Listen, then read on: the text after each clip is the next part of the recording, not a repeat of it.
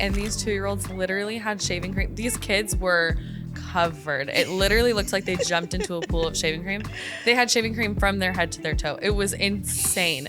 That allows you to be more flexible and understanding. But if you have strangers coming through all the time with what background, with what education, this child is going to be a big thing to look for in a childcare program is what kind of curriculum are they implementing. Hello, everybody. Welcome back to the Brewing Bright Minds podcast.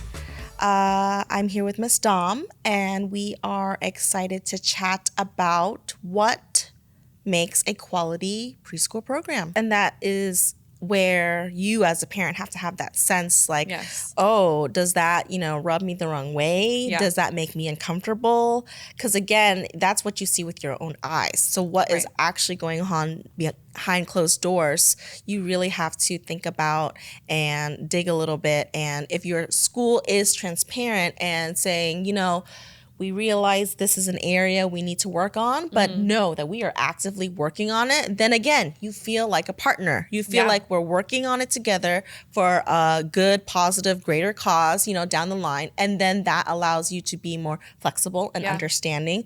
But if you have strangers coming through all the time with what background, with what education, this child is going to be, playing with your child. This person's going to be playing with your child. This person's going to be changing your child's diaper. Yeah. Who is this person? That's huge. Don't want to see strangers in and out. Yeah, and you need to know their background. Of course, if they're working with children, they're cleared by the state. Mm-hmm. They have a background check. They have all of the necessary, they're cleared to work with children. Yes, that's given. It's legal. But you should know that this person wants to be with children. They want to work with children. It's not just somebody that you saw at the grocery store. Hey, I have a school I'm hiring. Do you want to come work for me? It's a thorough interview process. And sometimes it takes months. I mean, it takes months to find a perfect fit. It takes us months to find a perfect fit. And surprisingly, in other schools, what I am learning is that they will hire overnight. Yes, because... And unfortunately, some schools are very short-staffed, and if they don't have a great culture, sometimes the admin does not want to step into classrooms and be a teacher for a couple weeks, or whatever the case may be. And unfortunately, if you have a thorough interview process like we have, it does take a long time to find the perfect fit because we don't want just anybody in our school. And if we know, okay, we need to hire somebody for this classroom, but it might take 3 months, we're going to tell parents that. You have to be honest and say, hey, I know that the classroom seems a little bit chaotic at the moment, but we're working on finding a teacher. We're working on finding support. We are actively interviewing. We're actively reviewing applications. We don't know when it's going to happen, but it's going to happen. And hopefully it happens sooner than later. But you have to be transparent about it. Yes. And once you find those people and you have quality people, then you're going to see all of that in the details of the classroom and of the school. When you have quality people that really care, that their hearts are really, that big to be able to handle all the challenges and all the wonderful things of managing a classroom, that classroom is going to be clean. Because they care. Yes. Because they want your kids to have a clean classroom. Huge. They want to work in a clean environment. Yeah. You'll see that the communication between the teachers and the parents are strong. They might be overly communicating. They might be like, hey, I just wanted to ask if this is okay. I just wanted to see your thoughts on this. That's how you know that teachers genuinely care about what the parents want and the feedback. And you'll see that through things like in their curriculum, if they're actually teaching the curriculum, if they're not just saying it, they can have this great lesson plan hung up on the board, but are they actually doing it? Yeah, I think we do a really good job with communicating with our parents because we have this great, application where we're constantly all day communicating every little thing. Johnny brought this new treat to share with the class. Are you okay with them having this treat? Does it affect any dietary concerns that, this is something new we've never served, just making sure you're okay with it. That puts parents at ease that you even considered, Yeah, and that actually brings up a good point that we have a communication platform that we use with our parents, but not every school does. And so if there is something during the day that comes up, how are they communicating? Is it the director calling? Is it the teacher emailing? Is it nothing? Like, what is it? You know, because you need to have some type of way to get in touch with the school. I've been at schools before where we had nothing, and the parent would just call the director, and then the director would come and yell at a teacher or say something to the teacher, and then the teacher is like, well, what are you talking about? Like, I don't know what you're talking about. And so with different communication platforms, whatever it may be, the teacher and the parent can communicate directly, and they can say, like you're saying, can they have this? Are you okay if we do this? Which is a huge difference in our program because you have that moment-to-moment communication that can happen at any point in time. Right. And so whereas other programs may not have that, but maybe they'll have cameras. Right. Or maybe they'll have, but I think that, you know, that's a whole other thing that's a whole that we topic. can get into. But you want to be able to feel secure, and you want to be able to feel like your caregiver, your teacher is reachable at a moment's notice, so that you feel like you are there. You feel like whatever you need to say and that you want for your child, you can even say, oh, can you please tell Johnny, you know, I'm going to come a little early. And the child just is ecstatic because, again, we're partners and we're working together to support your child. And so you need to, when you're touring, do you see that? Do you see a partner in the people in the classroom? Right. And if you don't, then it's not a good fit. If they look like... if they look like they are not happy, if they look like they are defeated,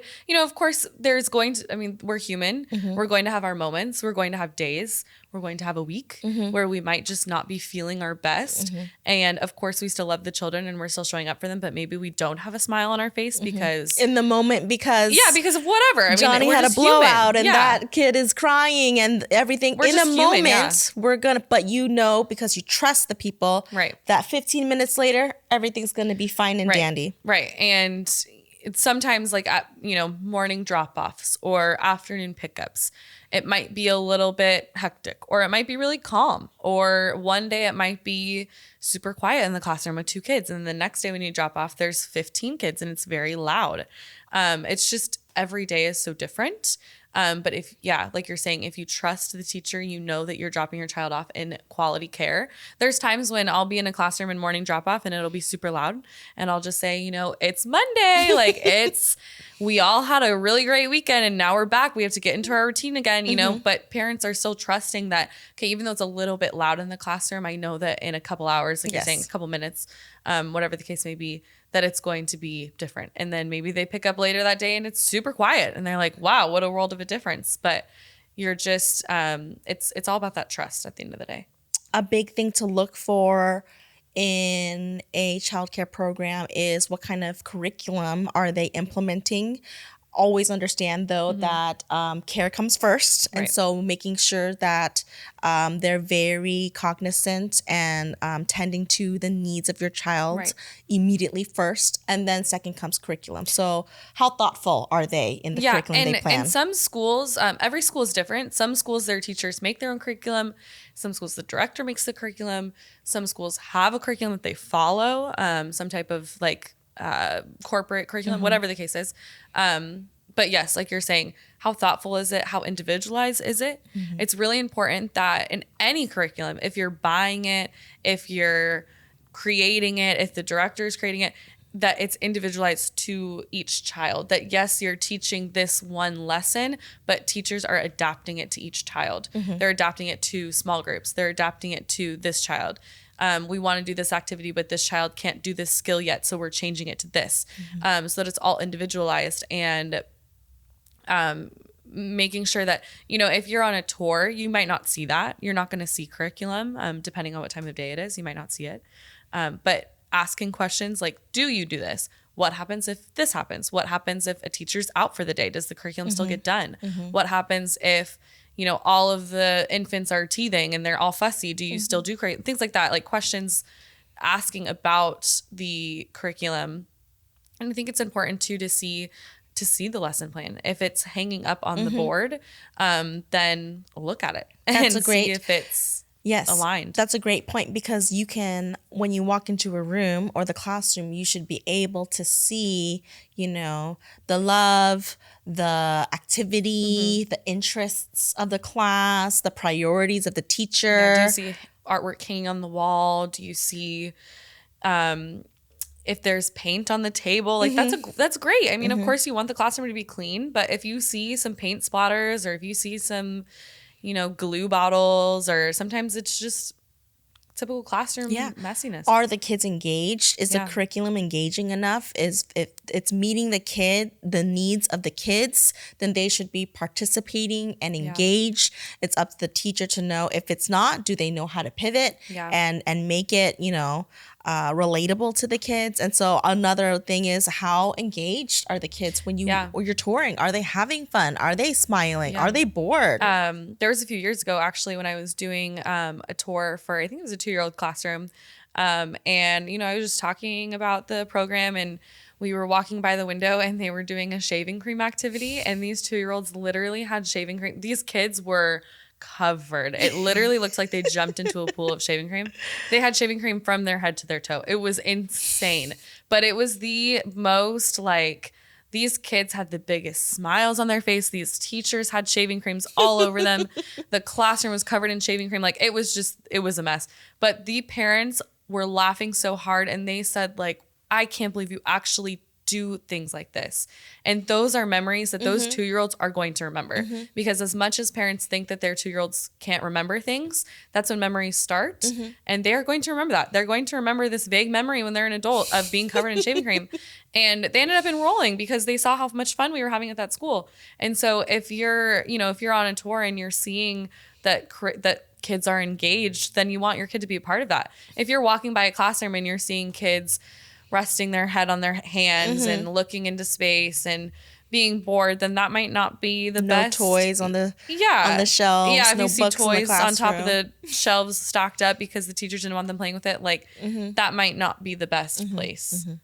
Thank you so much for joining us today. Hope that helped in terms of giving you more to consider when looking for a quality program for your child.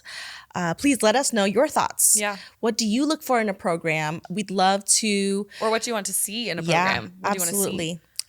Please comment below and let us know. We'd love to open that dialogue with you and chat more, because the feedback is always welcome, and we always are looking for new ideas to incorporate in our program. Absolutely. Yeah, thanks so much.